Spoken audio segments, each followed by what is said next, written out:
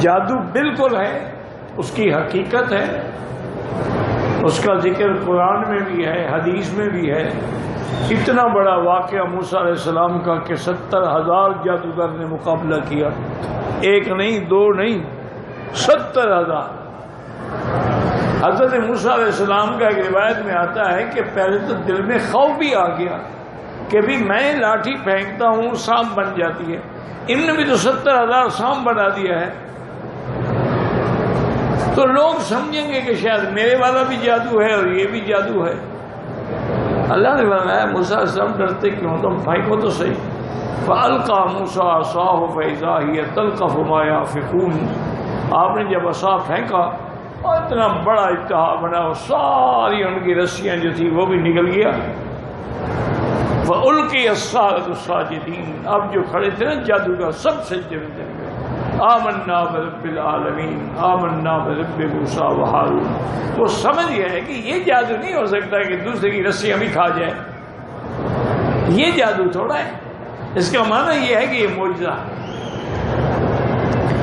اسی لیے بعض علماء نے یہ بھی لکھا ہے کہ علم ہوتا ہے، اس کا فائدہ ضرور ہوتا ہے۔ اب دیکھیں جادو کا علم حرام ہے، سیکھنا بھی حرام، سکھلانا بھی حرام، کرنا بھی حرام، لیکن اس علم کی وجہ سے انہوں نے فرق پہچان لیا کہ یہ جادو نہیں ہے، معجزہ ہے۔ اچھا اسی طرح آپ دیکھیں، آپ ذرا زیادہ نہیں اپنے علاقے پہ نظر ڈالیں کہ آپ کے باپ دادا جو تھے پیر سائیں کے پاؤں پہ کیسے گرتے تھے، لیکن جو اولادیں آپ کی پڑ گئی ہیں وجہ ہے کہ پیر کے پاؤں پہ گرے، علم آ گیا، سمجھ گیا یہ کیا بندہ ہے، اس کے پاؤں پہ کیوں گرے، الٹا آتا ہے تو ہمارا کھانا بھی کھا جاتا ہے، نظر نیاز بھی لے جاتا ہے، پاؤں پر بھی ہم گرے، یہ الٹا ہمارے پاؤں پہ گرے کہ ہم اس کو کھلاتے ہیں، ہم اس کو پلاتے ہیں۔ جب علم آ جائے گا تو لازماً اس کا فائدہ ہو،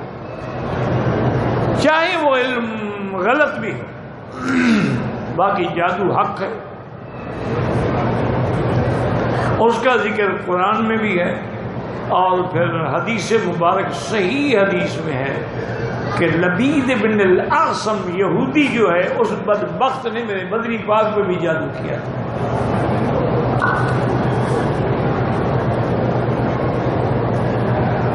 بالکل جادو نے اثر کیا، لیکن وہ اثر دنیاوی معاملے میں تھا، دین میں نہیں تھا۔ یعنی آپ تبلیغ ٹھیک کرتے تھے، آپ نمازیں صحیح پڑھاتے تھے، قرآن صحیح صرف اثر یہ تھا کہ بھوک نہیں لگتی تھی، اثر یہ تھا کہ اپنی بیویوں سے ملنے کی خواہش نہیں ہوتی تھی، بالکل خیال ہی نہیں آتا۔ اور یہ ہوتا ہے، ہمارے بھی دوست تھے مولانا یونس صاحب جو مظاہر العلوم سہارنپور کے شیخ الحدیث تھے،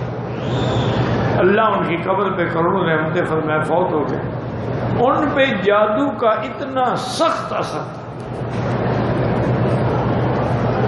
ساری رات بیچاروں کو چین نہیں آتا تھا،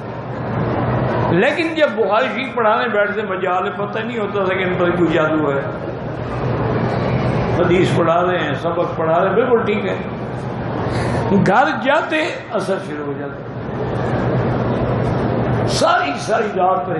اچھا بڑے بڑے لوگوں نے پڑھا، کوشش کی کہ خدا کی اللہ کی مرضی ہے، اللہ چاہے تو شفا دے، اور ایک اس کا علاج جو ہے نا جی یاد رکھیں وہ یہ ہے کہ جس بندے پر جادو ہو نا، ٹیلی فون میں سورۃ البقرہ فیڈ کر کے ہیڈ فون اس کے کانوں میں لگا کے اس کو سنائیں، پہلے تو وہ نہیں سنے گا، انکار کرے گا، لیکن زبردستی سنیں،